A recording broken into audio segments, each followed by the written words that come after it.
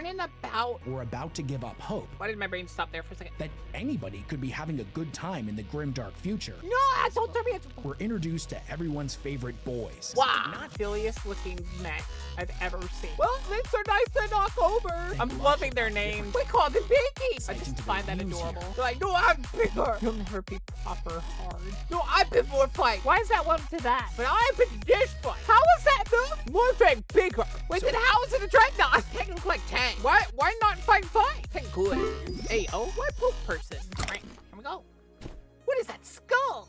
According to recent polling data that I just made up, there isn't a single 40K fan in existence that doesn't love the Orks. If they say they don't, they're either lying or they hate fun. And if that's you, who hurt you? Now, part of the charm of 40K as a franchise is how bleak, dark, and comically serious it often takes itself. But right when it's all starting to feel a little too depressing, the Orks come in like a giant green wrecking ball. Oh, this is lighthearted. Much needed humor into the grimdark future. And what's not to love about these guys? It's They're a bunch of cockney football hooligans. They don't care about taking territory. They're not trying to build some grand empire. They don't even have an agenda to push. The only thing the Orks care about is fighting. And in their pursuit of getting into ever more crazy scraps, they've spread to every corner of the galaxy in order to give all of the other factions a quote, proper kicking. But what do the Orks think of all those other factions? Do they think they're a bunch of weaklings and cowards, or do they have a lot of admiration for groups that can hold their own in a fight? Do they look at a species like, say, the Tau, who specialize in ranged warfare, as a bunch of cowards, or do they appreciate their taste in Daka?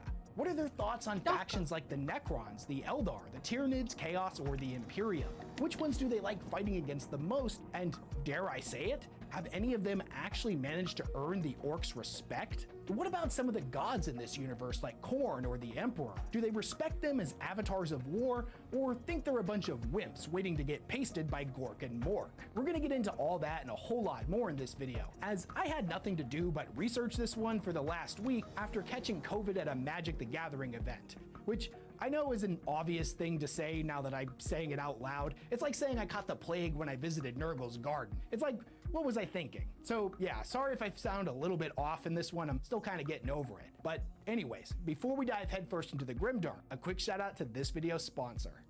This video is sponsored by Warhammer 40,000 Tacticus, a fast-paced and exciting turn-based tactical strategy game set in the grimdark future.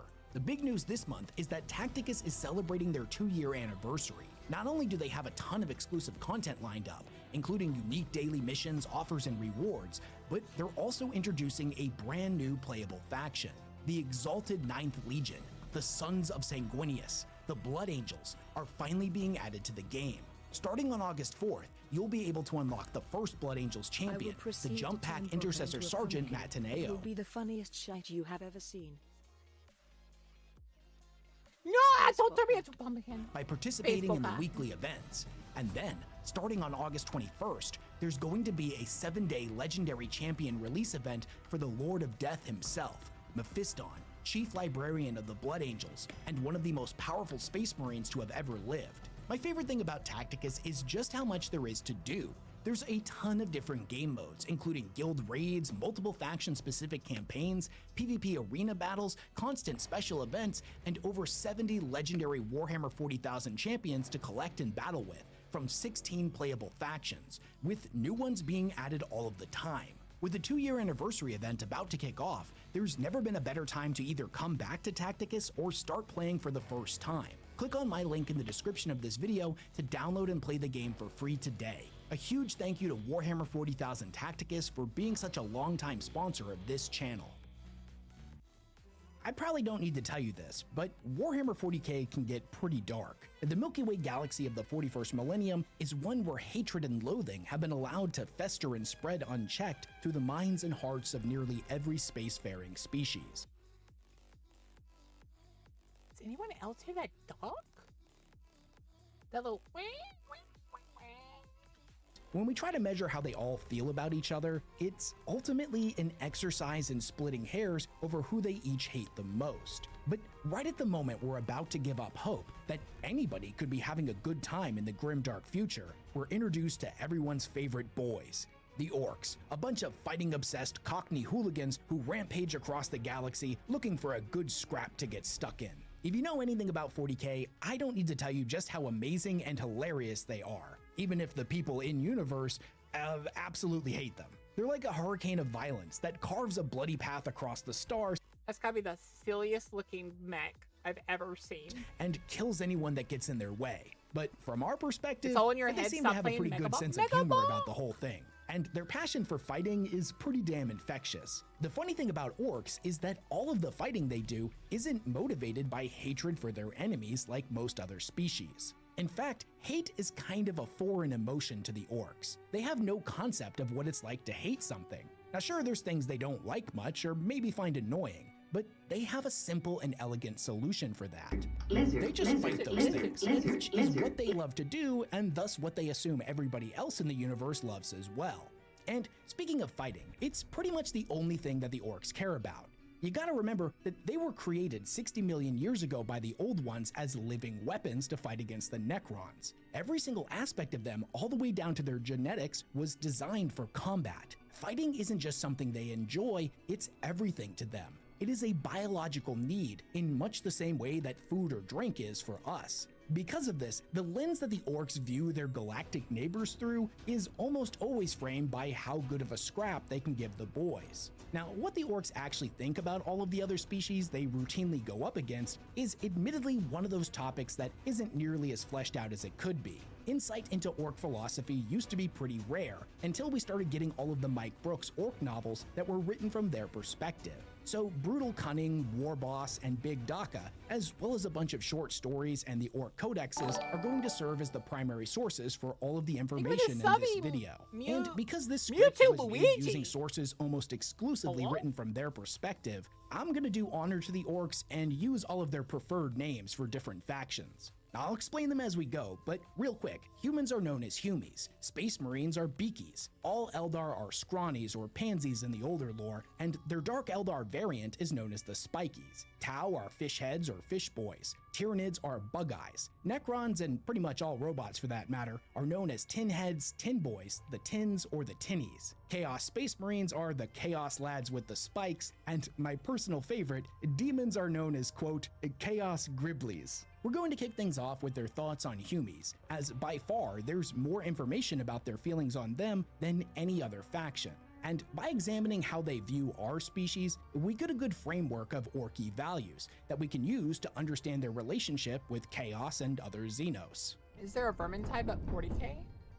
You may be surprised to hear this, but the orcs are not particularly renowned for being especially deep thinkers. A fun fact, one of the things that starts to happen to them as they grow bigger from surviving a ton of battles is that their brains start growing as well, and also start thinking a whole bunch more, which is something that the orcs find particularly annoying. Since the vast majority of them will get killed before they ever reach what we would consider smart, it shouldn't come as a surprise that they don't really take the time to observe all of the different nuances between Humi factions. The Sisters of Battle, the Astra Militarum, the Imperial Navy, it doesn't matter. They're all just Humies to the orcs. This extends to even factions that we as the audience would consider so radically different that they're almost a different species entirely, like the cyborg tech priests of the Adeptus Mechanicus, or even the friggin' Gene Stealer cults. The former is just the Humi equivalent of mech boys to the orcs, and the latter is a bunch of funny looking Humies with too many arms. There is of course one major exception to this rule,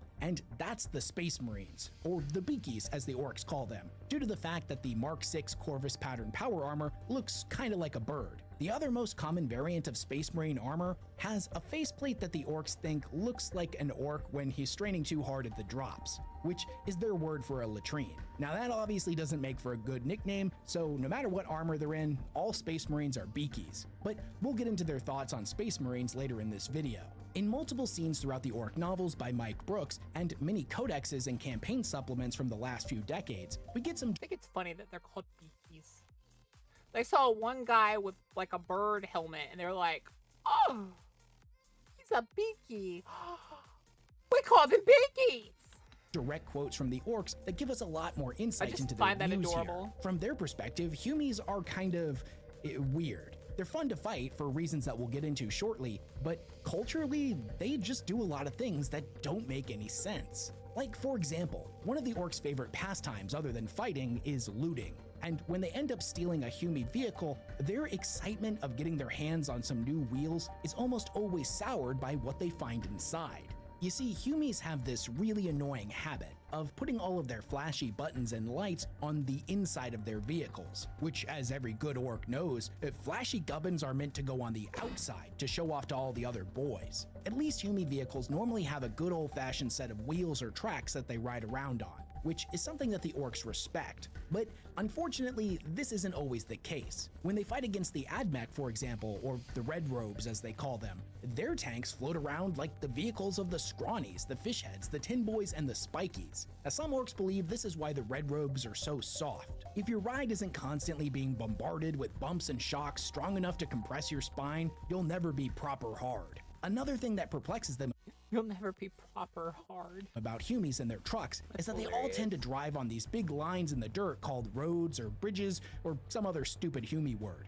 They don't understand why they don't just drive wherever they want like the orcs do. And likewise, they have this hilariously weird habit of putting wheels on the doors inside of their ships and gargants, which, as every orc knows, you can't drive a door. But Humis just ain't logical. Humis also have this weird invention called an alarm system that's only purpose seems to be to get all of the Humis all riled up and scared before a fight. Why they would invent something like this is completely beyond them. Every self-respecting orc knows that before you get stuck in, you and the lads have to amp yourself up with some hooting, hollering, and a nice loud wah at the top of your lungs. Wah! Not purposely induce feelings of fear and dread in you and all of your mates. Why they would make something like this, let alone put it on all of their buildings that contain all of their best loot, is something that continues to vex the orcs to this day. Humis also love wasting time building things that don't seem to have any practical application, like libraries, schools, hospitals, or even cathedrals to some bloke named the God Emperor. Beings of logic like the orcs would never build anything that wasn't specifically going to be used in a fight. Weapons, armor, and even some of the weird mech boy inventions all had a purpose. But with Humis, 90% of what they made was practically worthless. At least when it came to their buildings, the Humis knew to make them real big. That was something that the orcs respected. It made it more fun to knock them over. Now, That's so funny. You're like, well, things are nice to knock over. although Humi cathedrals are a bit much for the orcs, all of the statues depicting the Emperor is something that they can at least wrap their minds around. Although they've never seen him, considering that he's normally depicted as being 100 feet tall with a giant flaming sword, he's clearly either the boss of all the Humis or their god. Either way, it would make sense to them that he told all of the smaller Humis to build all these things, and they have to listen to him because, again, he's the boss. Now, don't get it twisted, the god of the Humis in no way, shape, or form could stand up to true and proper gods like Gork and Mork. But so far as they can tell, if they ever manage to make it all the way to Terra and break into the Golden Throne, they're gonna get to fight a 100-foot tall Humi. So that's something that all of the orcs are looking forward to. Now, it makes sense to the orcs that the Emperor is in charge, because based on all of the artwork they've seen, he's the biggest. This is how the orcs do things. The biggest orc is the boss. Not just because he's stronger than all of the other boys, but because orcs get bigger the more fights they get in. So a proper big orc has a whole bunch of experience and thus makes— I'm just realizing this, but do they fight over who's bigger if they're similar heights? They probably do, don't they? They're like, no, I'm bigger. No, I've been more fights. I've been to that fight, but I've been to that fight, but I've been to that fight, but you haven't been to that fight, but I've been to this fight. for a better leader. But aside from the Emperor and the Beakies, all of the other Humis are the same size, so they're always arguing with each other about who's in charge. This is something the boys just don't really understand. And No, I'm bigger than you guys. It's not a fight. I am. thus Humi hierarchy of They command compare fang sizes? That's hilarious. is So like, my fang bigger. No, my fang bigger. See? You're like, that fang's swole. still an enigma to them. What they think they should do is just fight it all out and figure out who's the biggest and strongest and make them the boss. But you gotta remember that Humis just ain't logical. They do things that don't make sense, and oftentimes it's better just not to think about it. Also in their defense, Humis are pink or brown, fragile and soft, not tough and green like the boys. And as Uthak pointed out in Brutal Cunning, they die a lot easier as well. If all of the Humis started fighting each other, they'd all just be dead. And then there would be no Humies for the Orks to crump. They're too weak for that kind of thing. And since they clearly want to keep fighting the Orks, they assume that the Humies have had to make a few sacrifices in this department for the greater good of fighting.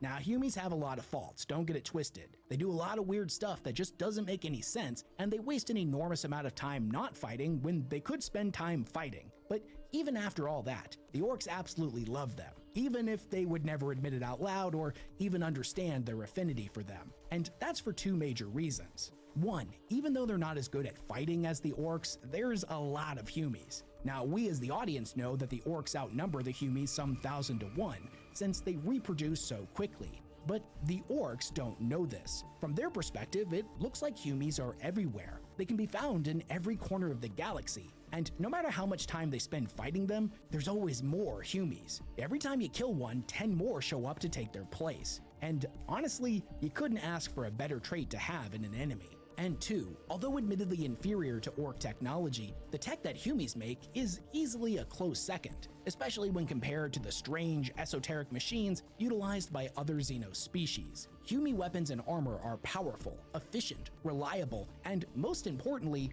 they look like what they're supposed to be. A gun looks like a gun, a sword looks like a sword, a tank looks like a tank. Now compare that to all of the stuff used by the spiky. They're like, tank look like tank. Tank good. And the scrawnies, their weapons are dainty little things that no self-respecting Ork would ever be caught dead wielding. Now, the only real issue— like, why your gun look like axe? Gun from crazy people. issue that Orks have with Humie gear is that, quite frankly, it's boring. Humies are always unoriginal, and as a species, they fundamentally lack creativity. Their mech boys just don't have the pizzazz or flair of an Ork mech boy. And this leads to all of their equipment looking exactly the same, meaning that none of them can ever tell whose stuff belongs to who. If you were to throw a whole bunch of Ork guns into a pile, each of them would be able to tell immediately which one was theirs, or at least which one they liked better, and then they could probably bash the true owner's teeth in and take it for themselves. Now don't get me wrong, this isn't a deal breaker for the Orks when it comes to measuring up whether a species is a good enemy or not. In fact, Humie gear is their favorite thing to loot aside from looting gear from other Orks. Humie gear is like a blank canvas that the Orks can work their magic on and make it proper Orky. This normally takes the form of just gluing and welding a whole bunch of extra metal and scrap to them to make them extra killy. For example, beaky power claws work pretty good. They're just unoriginal. They look like a big Humie hand and don't have, big metal claws on them like a proper power claw. But that's nothing that can't be fixed with a bit of Orky ingenuity. And because of how their belief system and power works, even if they, weld a giant claw on it, it's still gonna work. So it's gonna be an electrical-based claw. Okay, let's get into what everybody actually cares about. What do the Orks think of fighting against the Humies? How do they measure up when compared to every other species? Do the Orks love it or find them annoying? Are they the Orks' preferred enemy, or does that esteemed title go to a different faction? Honestly, fighting Humies is kind of a mixed bag for the Orks. Because they believe it'll fly, so it flies. Some of them don't even have windows on their ships. And the other ones that do have windows on their ships look at them and are like, how you breathe? And then the other ones go,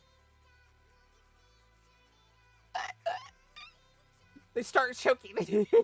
They have some qualities that make them a great only start choking once enemy. they're asked and they realize. Other things, not so much.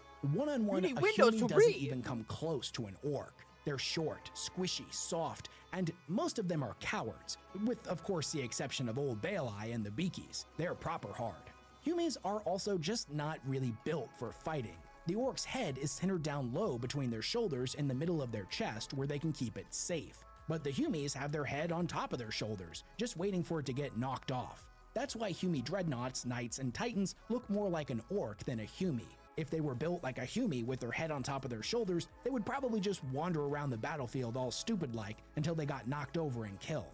As I mentioned earlier in the video, Humie tech is not as good as Ork tech. But the Orks will be the first to tell you that it's pretty damn efficient. It's good at killing, and at least most of their guns actually sound like proper Daka. Not that pew-pew stuff that the fish heads, the tinnies, and the scrawnies use. Or the gross squishy things that the bug eyes fight with that aren't even actually weapons. Also, Humies almost always understand proper fighting etiquette, a rarity in the grimdark future. They tend to show up to the fight with a whole lot of boys for the Orks to crump. This is a kindness and a showing of respect that is not lost on the Orks. It's real neighborly of them, and the lads appreciate it. Even if the Orks don't really differentiate much between all of the different Humie clans, they can at least recognize that certain groups of Humies utilize different tactics, strategies, and war machines, and that's something that the Orks appreciate. Every Ork will tell you that variety is the spice of life when it comes to fighting, and the Humies, to their credit, do a pretty good job of always keeping things interesting. With them, That is the other thing that's hilarious. Because of their belief system, they can do some crazy stuff.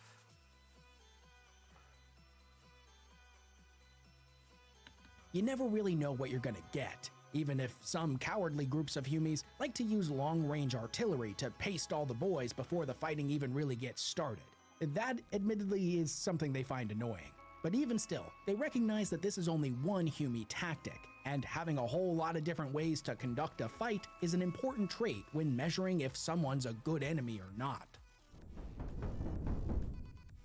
What about the Necrons, or the Tin Boys as the Orks call them? Are The thing they as were good of an built to enemy fight. The thing they were built to fight. as the Humies? Well, they're certainly a lot tougher than Humies. Most of them can take a hit without even flinching. And the best part about the Tinnies is that when you're done killing all of them, they'll use their reanimation protocols, stitch themselves back together, and stand back up. Then the boys can kill them all over again. Any Ork who's ever tried to do this with Humies will tell you that it's not nearly as fun. Now that being said, no enemy is truly perfect, and the Tin Boys do have a few flaws. Although their tenaciousness is greatly appreciated, fights against them can start to feel kinda samey after a while. It all starts to get a little bit dull. Most of the Tin Boys are mindless automatons that fight in complete silence. No war cries, no screams of pain, nothing to get the blood pumping. They just don't have the passion for fighting like Orks or even some Humies do. That being said, the Tinnies do have some pretty great tech to loot. Sure, their tanks might float around and their guns may not be very loud, but they're proper killy and can unleash some pretty hilariously devastating effects on the battlefield. The Orks will routinely do everything they can to try to loot them. Only problem is, most of the time, when they get into a fight with them, after they finish giving them a good kicking and the Tins start to run for it, they and all of their equipment starts to fade out of existence, just completely disappearing and leaving no spoils for the boys, which is real sore loser behavior. This isn't exactly widespread information, but there are some Orks that know the secret, that the best way to start looting tinny gear is not to fight them, it's to sneak into their tombs while they're all still asleep. This is what the Death Skulls Orks of Wa Zort did a little while ago. Once they got inside, they proceeded to start looting like crazy, but their rambunctious enthusiasm unfortunately ended up triggering the tomb's reanimation protocols, and the boys soon found themselves surrounded by thousands of canoptic constructs. If far from being intimidated, the boys were absolutely delighted. They started scavenging and stealing like crazy and ended up using all of the Tin Boy gear to cobble together hordes of cyborgs and morkanauts and ever more improbable super weapons, while also I love that all Ork weapons are just improbable. It's usually like, how does this work? Hi, doll! You look at it and then you're like, wait a minute. Why is that one to that? How is that moving? jacking some Dolem gates to ferry in wave upon wave of reinforcements. By the time the fighting was done and Overlord Thamtak the Magnificent awoke to take command of his legions, he opened his eyes to the sight of an entire mob of leering mech boys standing over his sarcophagus, evil gleams in their eyes and revving power tools in their hands. And speaking of valuable tech and those who utilize it, the Tau, or the Fish Boys, have some of the fanciest tech worth looting, and their stuff is a bit easier to figure out than the Tin Boy machines. The Orks will routinely mock the Fish Boy weapons for not looking nor sounding like proper Daka, but none will argue their effectiveness. This often makes them preferred raiding targets for the Orks from the Bad Moon clan. For example, there was a massive colony seeding ship originally known as the Hope's Light in their fishy language that was captured by Megaboss Mokrog and turned into his looted flagship, now appropriately renamed the Tau Killa. The boss has now been using this to wage unending war on the Kalshan Sept for about 200 years. So yeah, they've got some pretty good stuff to loot, but when it comes to fighting against the Fish Boys, it's ultimately a pretty frustrating affair for the Orks. Can't. Wait. So, wait. Here's what I want to know. Their version of the dreadnought isn't actually a dreadnought. Like, do they have like a dead orc inside it that somehow just works?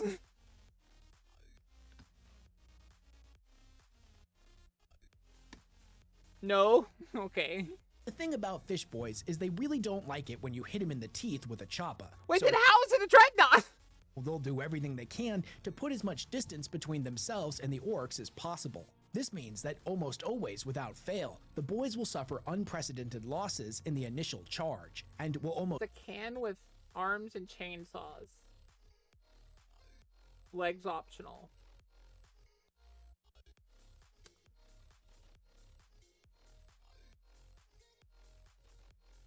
Nope, don't understand. never get the satisfaction of a good old-fashioned brawl Which with makes an sense. enemy that actually hits you back when fighting against them. Now, you would think this would be something that would either cause them to change up their tactics or lose interest in fighting them, but it's not like that at all. They just accept that this is part of the territory with the fishies. Sure, it's a bit annoying, but the delay just makes it all the more satisfying when you do finally get your hands on the gits. Plus, the initial losses just mean that there'll be more fish boys to crump for all the boys that do survive the charge. They might put too much focus in their daka and negate the joy of variety in a fight, but at least the fishies seem enthusiastic and passionate about fighting in their own weird fishy way. The scrawnies, on the other hand, well, let's get into it. Scrawnies and spikies, also known as the Eldari and the Drukhari, are probably the most annoying of all enemies that the orcs routinely fight. Somehow, they manage to be even more cowardly than humies, which in and of itself is at least impressive. For some reason that the orcs just can't wrap their heads around, the scrawnies seem to be more afraid of dying than any other species in the entire galaxy. Something about some pink god, it doesn't matter. They don't pay too much attention to any gods that aren't Gork or Mork, as the rest of them are just a bunch of wimps not worth thinking about. Besides, every orc knows there's only two possible things that can happen when you die. Either nothing happens and then you're not bothered because there's nothing, or you go to the Great Green and meet Gork and Mork, who then subsequently reincarnate you back into the body of a new orc, so you can go back to fighting and do it all again. Death isn't something that the orcs are afraid of. I mean, it's something to be avoided if it can be helped, but being afraid of it just ain't logical. Also, all of the scrawnies, be they pointy heads, clowns, or spikies, have this real undeserved arrogance about them that the orcs find off-putting. It's like they approach the galaxy as though it should automatically behave the way they want it to, and then they get very miffed when it routinely doesn't. Just like how the humies do things the orcs find baffling, it's much the same way with the scrawnies, but somehow even worse. At the end of the day, for as cowardly, weak, and oftentimes stupid as humies is, they at least kinda sorta function in a vaguely similar manner to the orcs. They're just really bad at being orcs. But the scrawnies go one step further and do things that actively annoy them. They follow the same path as the tin boys and the fish heads, in that they make all of their trucks float around on grav lifts rather than being set on good old wheels and tracks. Also, if their guns do make any noise, it's all weird sounds that certainly aren't daka.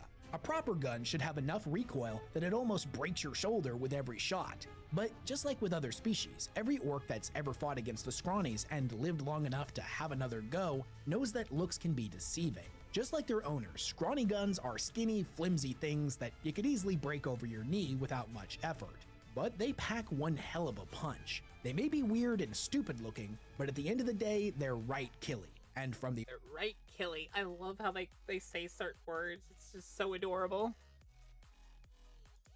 orc's perspective, that's something you gotta respect. Now, that's mostly just in theory, because when the orcs do actually get to fight against the scrawnies, and this goes doubly for the spikies, it's almost never as fun as it should be. They almost exclusively fight with hit-and-run style tactics, striking from the shadows, and only getting stuck in a fight they're 100% sure them and their mates can win without getting hit back. Now sure, if a line of boys and a line of scrawnies all charged at each other, both sides knew there was only one possible outcome, and it would involve the scrawnies getting a good kicking. But scrawnies didn't fight like orcs. They were always thinking about stuff. And the spiky ones had this annoying habit of laying traps to draw a couple of mobs off at a time and pick them off one by one, which was just rude. They didn't even give the rest of the boys a chance to get in on the scrap. Also, with the spikies in particular, they have this weird fascination with fighting things that can't or won't fight back. This behavior is anathema to the orcs. It's the equivalent of shooting at rocks, which sure enough could be fun for at least a little while, but the point of a fight was the fight, where your blood was pumping and Gork and Mork were roaring in your ears. It's not fun unless the other Git is looking to take your head off in return. Further, the Spikies seem to take pleasure in not just killing and fighting, but actively hurting their enemies, even after the fight is done. Sometimes they would even try to capture their enemies, avoiding the fight altogether, just so they could hurt them. Now, torture is something that orcs just can't wrap their heads around. Why would you waste time poking at your enemy like this when you could just move on to another one and keep fighting? No self-respecting orc would ever engage in torture, not even to their worst enemy. The very idea makes them sick. That's kind of cute. They're like, why not fight? Why poke person? Let's chat. Unless it was funny. Then they definitely would, and have many times in the past. But that's different. So the Scrawnies use tactics that aren't much fun to fight against, and since they're a dying species and all, there's not very many of them. Both things that don't rank highly when it comes to traits of a good enemy. So is there anything redeeming about them at all? Well, kind of, at least to some orcs. When it comes to looting, as I mentioned before, the orcs find the aesthetics of scrawny weaponry to be pretty off-putting, but they do respect its power. Likewise, they're fascinated by scrawny armor, as even though it's no thicker than an orc's finger, it's capable of stopping a bullet or a choppa just as well as a hunk of steel as big as an orc's fist. It's way too small for the orcs to wear though, and even if they could fit into it, they know they'd be the laughingstock of their mates. So if they do use it, they have to bash it into the shape of something that's at least not completely humiliating. The rest of the Scrawny's gear, though, has a bunch of weird properties, like the ability to make portals or make things float that have no business floating. This loot is highly sought after by the mech boys, who will often pay a pretty hefty price in teeth for whatever boy manages to bring some in. So it at They use teeth to barter with each other? That's adorable. least has value in that aspect. Now, the Bug Eyes, Bobby. also known as the Tyranids, are probably about as far from Scrawnies as you can get. Not only They probably do not like Scrawny's weapons, but everything else they love about them. they seem to love fighting, but there's an endless variety of different types of them. Not to mention the best part, there's a lot of them. They reproduce just as quickly, if not even faster than the orcs do. So when the boys find a planet currently being overrun by Bug Eyes, they know they're going to have more entertainment than they know what to do with. There's just a couple of small issues when it comes to fighting them. First is that whereas the Scrawnies think way too much, the Bug Eyes don't really think of much of anything at all. They're like big squigs in that regard to the orcs. The only thing they're concerned with is getting their teeth into their next meal. Now sure, sometimes they may look organized and like they're working together, but remember, looks can be deceiving. All the boys gotta do is pop one of the big brain-looking Bug Eyes, and the rest of them go absolutely nuts, which, in fairness, is always good for a laugh. The second issue that they have with them is that there's just not much they can loot from them. All of the Bug Eye weaponry isn't much use to an orc. They're all fleshy, rotting organs and not proper daka. Now that being said, their teeth, scything talons, and chitinous armor plating can be fashioned into some pretty good gear with a little orky ingenuity, but most orcs prefer metal equipment, something the Bug Eyes just can't offer them. Now, of course, fighting is what truly matters. No orc would argue against this, but looting is important too. If fighting was a cake, then looting would be the frosting, and everyone knows that cakes always taste better with frosting. Unless it's cheesecake, but I'm getting ahead of myself. I don't think there's a single orc out there that doesn't like fighting against the Bug Eyes, but some orcs like it way more than all the rest. The Snakebites, for example, a more primitive orc clan that follows what they call the old ways, enjoys the thrill of the hunt and routinely targets Bug Eyes and other big beasties as their preferred enemy type. There's actually one tribe of snakebite orcs in particular, known as the Worm Killers, that have taken this to an entirely different level. You see, at one point, this clan was fighting against the Bug Eyes in some jungle on a backwater world where they discovered a big fleshy Bug Eye spore. They brought it back to their fleet and cracked it open, and out came hundreds of tiny baby Bug Eyes that quickly ran off in every direction. They would soon find that these creatures grew really quickly, and they were delighted to find their cruiser in a very short period completely overrun with them. No sooner had they bashed one in than another would appear out of a vent or a drain. Now eventually, the cruiser was completely infested and became the mirror image of the Tyranid-infested jungle from before. The only orcs that ended up surviving were these snakebites, who had become absolute experts in hunting these beasties. Eventually, they managed to kill all of them, and when they met up with a bunch of other orcs, they were absolutely covered from head to toe in Tyranid trophies, and had taken on the name Wormkillers. This experience had been so much fun for them that they decided to hunt down more of those spore pods, which they would then subsequently bring to new worlds, pop them open on their surface, and then leave for a few years, only to return to a planet completely overrun by bug eyes. It was perfect. Not only were all of the humies that lived on these worlds super mad, which the Wormkillers found really funny, but now they had a whole new planet of bug eyes to smash. Although exact numbers can't be confirmed, it's estimated that the Wormkillers have unleashed a bug-eye Armageddon on dozens of worlds, ensuring that they're never far away from a good fight. Now, the Beakies are probably the most classic and iconic of all of the Orcs' enemies, and it's a huge reason why they enjoy fighting against the Humies so much. Pretty much every major weakness that the Humies have when it comes to being a proper enemy, the Beakies have We're learning about... Why did my brain stop there for a second? We're learning about the greenies. The green boys. The Next. Humans by tradition are soft and cowardly, but Beakies are proper hard. In their armor, they're about on par with an orc in terms of size, durability, and strength. And maybe not a war boss or a knob, but at least your run-of-the-mill boy. They're also far more aggressive than regular Humies, and are not prone to streaks of cowardice. Honestly, the way the orcs see them, the Beakies are more like them than any other living creature in the entire galaxy. They're like kindred spirits, so to speak. The Beakies understand that a fight is something you run towards and not away from.